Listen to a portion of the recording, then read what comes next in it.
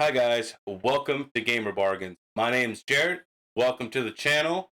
In today's episode, we're going to be talking about a cheap and effective mining frame to get you guys going on the cheap. Because right now, GPU frame prices are through the roof. They're talking 150, 200, 300, even more, depending upon if you want a bigger one. It's getting out of hand. So we have to come up with creative ways to save ourselves some money because in the end, with a mining frame, hey, it just needs to hold everything and just let you mine crypto. It doesn't need to look good. It doesn't have to do any of those things. It only needs to make you money. And the less money you spend on a frame, the cheaper your ROI on your return is going to be. So, um, if you guys are interested in more crypto videos, I will leave you guys check out these videos right up here, and I have more videos on motherboards and some power supplies. I'm trying to get one done on a GPU right now, but as everybody knows, GPUs are out of this world. Let's get right into it. So this is going to be our budget mining frame. This is just like a little, you know, mining dish rack. This is just like I think it's a some kind of a dish rack. I found it at in the home section at Meyer for $9.99, and then I also got a pack of cable ties, which is holding up the fan here as well as the power supply. So, and I also have a cable ties in the motherboard here and as well as over here. So now um, I have the GPUs. They're hanging down.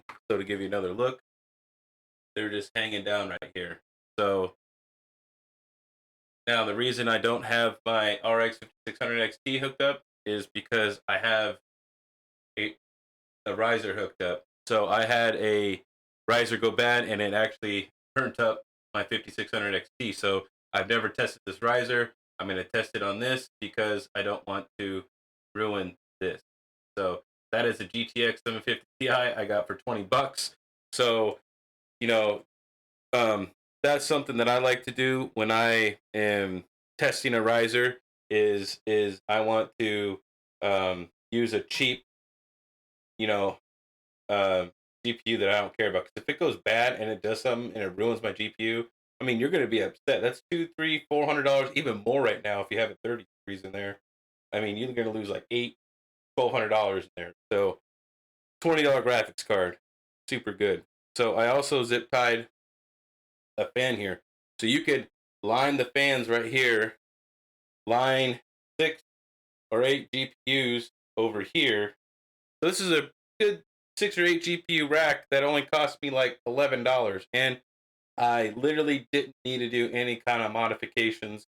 And I see a lot of them where they don't have any fans, where they're hanging on a shoe rack and they just, they kind of just hang there. So this way, if you got some 30 series in here or you got some other cards, gonna keep them cool right here with these guys. This is just an extra fan I had just laying around. So I like these. I got some Arctics that I have in my main rig. They do 100 CFM. I got for real cheap. That are really quiet and they do a good job. So I have everything hooked up. I have my PCIe riser here. So you always want to make sure that this little tab is hooked up the correct way because if it's not and you know have it in here, you're gonna burn it up. So um, that's just one more thing to be careful of.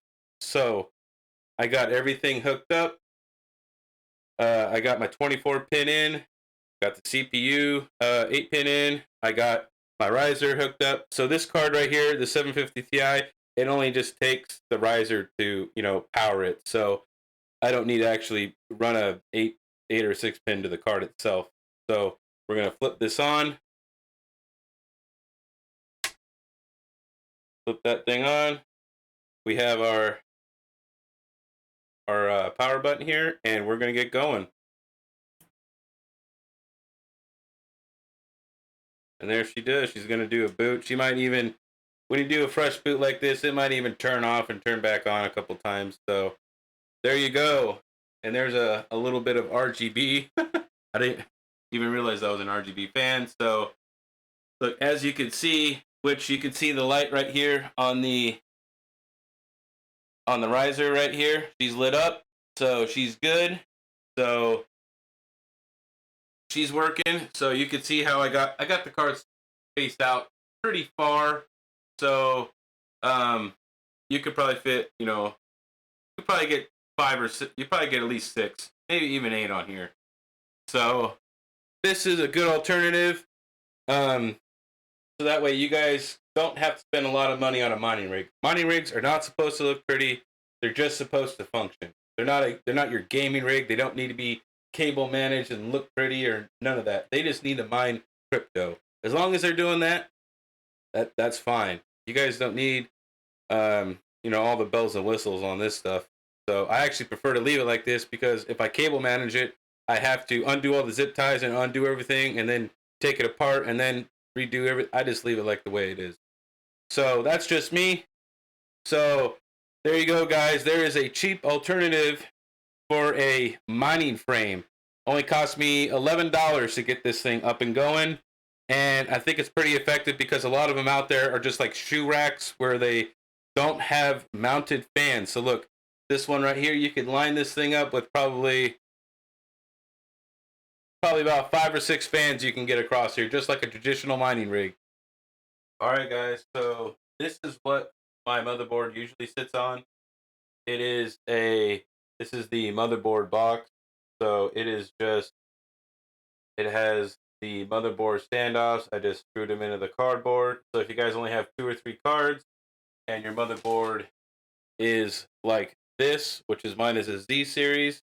So it's, you only get got 1, 2, 3 slots. So if you have 2 or 3 cards, you don't need to use this. You could just plug them right in and just put them on the motherboard box. So that's another good cheap alternative you guys can do if you guys don't have enough cards to fill a frame. You could just use the motherboard box. That's free. So all right, guys. That's all I have for you today. Those are some good tips on how to maybe save some money and get a cheap frame if you guys need it. Happy mining.